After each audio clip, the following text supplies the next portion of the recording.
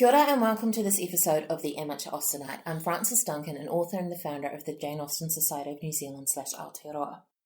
My special guest today is librarian extraordinaire, Heather Mathie. Kia ora everyone. And today we're going to be discussing letter 30 of Lady Susan by Jane Austen. And it's a Lady Susan letter, so of course I'm going to be reading it. Letter 30, Lady Susan to Mr. de Courcy, Upper Seymour Street. I have received your letter, and though I do not attempt to conceal that I am gratified by your impatience for the hour of meeting, I yet feel myself under the necessity of delaying that hour beyond the time originally fixed. Do not think me unkind for such an exercise of my power, or accuse me of instability without first hearing my reasons. In the course of my journey from Churchill, I had ample leisure for reflection on the present state of our affairs, and every review has served to convince me that they require a delicacy and cautiousness of conduct to which we have hitherto been too little attentive. We have been hurried on by our feelings to a degree of precipitance which ill accords with the claims of our friends or the opinion of the world. We have been unguarded in forming this hasty engagement, but we must not complete the imprudence by ratifying it, while there is so much reason to fear the connection would be opposed by those friends on whom you depend. It is not for us to blame any expectation on your father's side of your marrying to advantage. Where possessions are so extensive as those of your family, the wish of increasing them, if not strictly reasonable, is too common to excite surprise or resentment. He has a right to require a woman of fortune in his daughter-in-law, and I am sometimes quarrelling with myself for suffering you to form a connection so imprudent. But the influence of reason is often acknowledged too late by those who feel like me. I have now been but a few months a widow, and however little indebted to my husband's memory for any happiness derived from him during a union of some years, I cannot forget the indelicacy of so early a second marriage must subject me to the censure of the world and incur what would be still more insupportable, the displeasure of Mr. Vernon. I might perhaps harden myself in time against the injustice of a general reproach, but the loss of his valued esteem I am, as you well know, ill-fitted to endure, and when to this may be added the consciousness of having injured you with your family, how am I to support myself? With feelings so poignant as mine, the conviction of having divided the son from his parents would make me, even with you, the most miserable of beings. It will surely therefore be advisable to delay our union, to delay it till appearances are more promising, till affairs have taken a more favourable turn.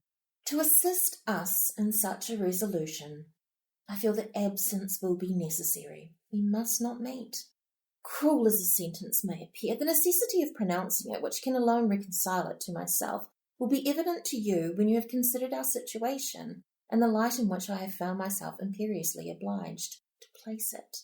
You must be well assured that nothing but the strongest conviction of duty could induce me to wound my own feelings by urging a lengthened separation, and of insensibility to yours you will hardly suspect me. Again, therefore, I say that we must not yet meet.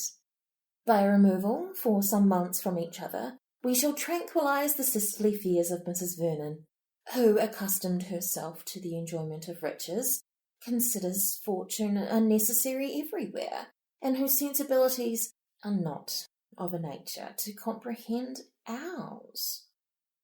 Let me hear from you soon, very soon. Tell me that you submit to my arguments, and do not reproach me for using such.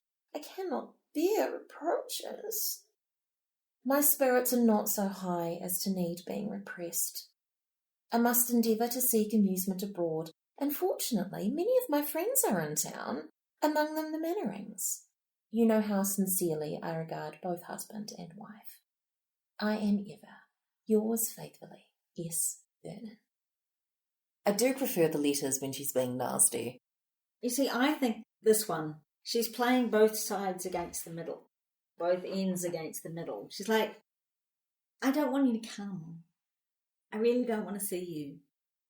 But the tone of it is like, I don't want to see you. I want you to do what I want you to do. I don't I'm telling you what we should do. She's not actually asking for his input. I think she's gone a bit OTT, just a little. I imagine it's much harder to manipulate people when they're not directly in front of you. Trying to manipulate someone by letter is quite a skill.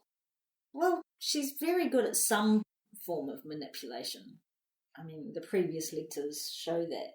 But again, the previous letter that you and I spoke about during an earlier podcast, which was from her daughter asking somebody to do something. Again, she's asking someone to do something who also happens to be a male. And they shouldn't be doing this either. She should not be. Oh no, they're engaged. Yes, so she's allowed to write. Well, yes, but not really, no, because no one else knows. So if, for example, someone came across a letter, if it got misdelivered, so she's sort of saying, we can't do anything yet because your father is expecting you to marry a different daughter-in-law. I'm not ready to tell anyone yet. But imagine if it became public before it was meant to. I mean, she's saying a few months. At this point, it's getting close to a year. If no one else knows that they're engaged, his poor father's going, gee, son, why haven't you married yet? Meet this woman and this woman and this woman. Not that we know that, but if it has been months, people will start looking at him in askance, going, why isn't he married? And possibly parading, this is Austen. One assumes that ladies are being paraded. That's what does happen in Austen. She's asking a lot, I think. Yeah, stay faithful to me. We're still engaged, but I'm not going to set an actual date for when. Yes. She wants to keep him in her back pocket in case she needs him. Yes. Is she thinking, hoping that there might be someone else who might come along, who might fulfill her desires and needs? Well, she said before, while Sir Reginald, his father, is still alive, she's not going to gain much from marrying Reginald. When he becomes Sir Reginald, sure. Yes, but a lot can happen between those two things. And who knows, his father may be long-lived. Yeah. But, she doesn't lose anything from keeping an engagement to him. No. But he loses something. Yeah, but she doesn't care about that. Well, exactly. But again, this is where she's manipulating. She holds all the cards, or should I say all the letters. If he remains true to her, he can't go out and make himself available for other young misses. He can't make himself available for the marriage market because he's engaged. But hang on, no one knows. So...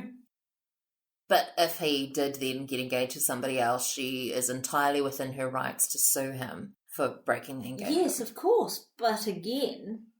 She's got letters that will prove their engagement. Yes, however, the approbation won't be with her, I would say, because she is Lady Susan. If it was a way to get money out of him and not have to marry him, if it wasn't going to hurt her reputation.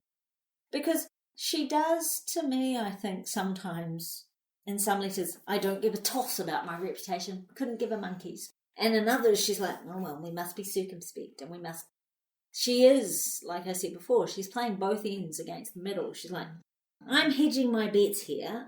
I want to be this independent woman and make my own decisions, but I want to stay within the bounds of society, but only the bounds of society that I deem to be the ones that are correct. Yeah, because she talked him out of leaving so she could get him back on side because she didn't want him saying nasty things about her in public and ruining her reputation. If Lady Susan was Sir Sebastian or Lord Sebastian, would we be calling him manipulative? Would we be doing that? It's a very different story when it's a male. Yes. Of her time, yes, that's how she would be seen. Manipulative. And if you compare her with Miss Bingley, for example, who was manipulative in her own way in Pride and Prejudice, and snippy and slightly mean, and just plain nasty in some cases, it was more obvious. But she had a means to an end. But that letter does come across as, please do as I say, but don't do as I do. She lists a whole lot of reasons for why they can't get married right now. Maybe she's getting a bit of cold feet. 1, you should marry to your advantage. Your father requires you to marry a woman of fortune. That's 1, okay. 2, I have been but a few months a widow. And kind of 2A/3, I don't want to displease Mr. Vernon by marrying quickly. 4, I don't want to injure you with your family. Or is that again 1? I think it's a separate point. Because 1 was about the money, but injuring with the family, that's the displeasure of Mr. Vernon. So that's on her side and on his side. And then also, I want to tranquilise the sisterly fears of Mrs. Vernon, who also considers fortune a necessity, not just your father, your sister as well. That's 5 reasons that we cannot marry just quite yet. We're just going to delay our union. But again, it's very interesting, even though she does say, I'm concerned about the impact on you, a lot of it is, It's very, and yes, I know it's a letter from a person, so it is allowed to be or this is I think this is what I want to do, and these are my reasons for it. She doesn't actually say, what are your reasons? It's very one-sided. It's trying to make arguments to make something the way that she wants it. She refers to their hasty engagement and that it needs delicacy and cautiousness of conduct, which is very against how she would normally be. And I don't think that ordinarily she'd think it was a hasty engagement either. But she's like, let's just twist a couple of things so I can get the message across exactly the way that I want it to. It's a bit like, I can't believe I'm using this example, but the whole Harry and Meghan thing about who's controlling that narrative, depending on, doesn't matter which side of the fence you're on with those two people. But what Lady Susan is doing is she's controlling the narrative. No pun intended to Jane Austen. She's the one who is in control and wants to be in control. And so she has said, this is how I want it to go. These are my reasons why. Suck it up, buttercup. Or words to that effect. Love you, dear, but this is what I want you to do. Love you. Just don't want to see you. Yes. I do not want to see your face. Or maybe she's doing it because actually she feels it's getting away from her. She is losing that control. Or she's concerned that she doesn't have the power. Because again, she has been, Lady Susan, she's been a widow, and she's been, to use the modern term, she's been standing in her own power. And so now she's become engaged to a man whom we would hope she loves, but anyway. No, I don't think so. After being married before, and then she's giving away some of that power, it could be said, and she will be, if she marries, giving away her independence. Yeah. She will now become the wife of someone. She won't be Lady Susan, the individual person she was making decisions. It will be expected that her husband will do that for her. She will lose her voice. Not that she will, because she's Lady Susan. I can't ever see that happening.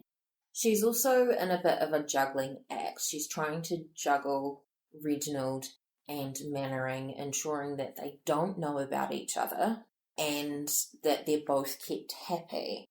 She mentions the Mannerings, I assume, in case he hears that she's been with Mannering. And she specifically says, I regard both husband and wife, when we know that is very not the case.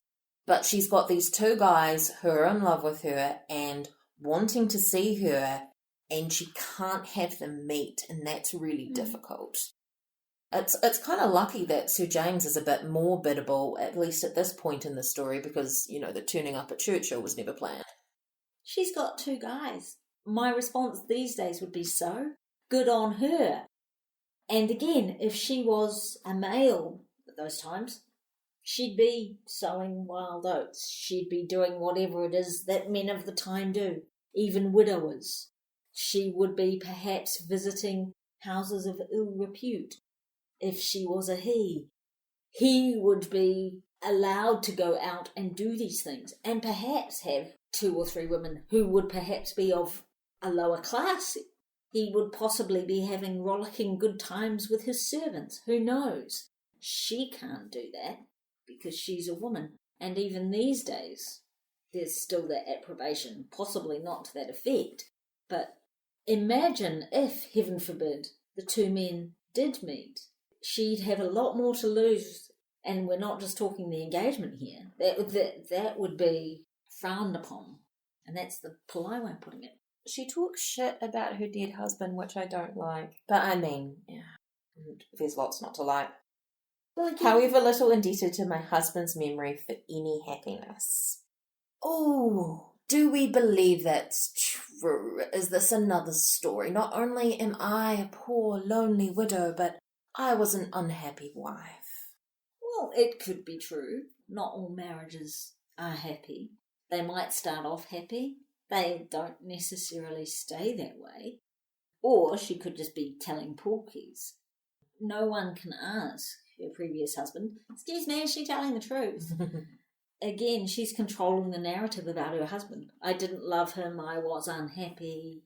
That could be entirely true. He could have made her incredibly sad and unhappy, but who knows? If she was unhappy, perhaps he was too. Maybe she just wants to invoke pity. Go, look, poor me. As a woman in these times, maybe she's thinking, well, that's what I have to do to ensure that a man will support me. Act like this sweet woman who really needs the support of a man who didn't get it from her previous one. I kind of feel a bit sorry for him, just by the tone of this letter, and I don't know why. Is she talking down to him? It sounds like it. But having said that, she's being a strong, independent woman, and I find nothing wrong with that, so it's very bizarre. Maybe it's just the tone of the letter. It's uncomfortable to see her machinations. Yes. The men in Austen, some of them, do tend to talk down to women. So is it making me feel slightly uncomfortable just because I'm used to Mr. Collins going, there, don't worry your pretty little head about it. And when she's doing something a bit similar, I'm like, oh, that's weird. But it's not. It's just because it's coming from a female? I don't know. That's our discussion of Letter 30 of Lady Susan by Jane Austen. I'm Frances Duncan. This has been Heather Mathie. Links to our socials are in the notes. Thank you for listening, and we wish you happy reading.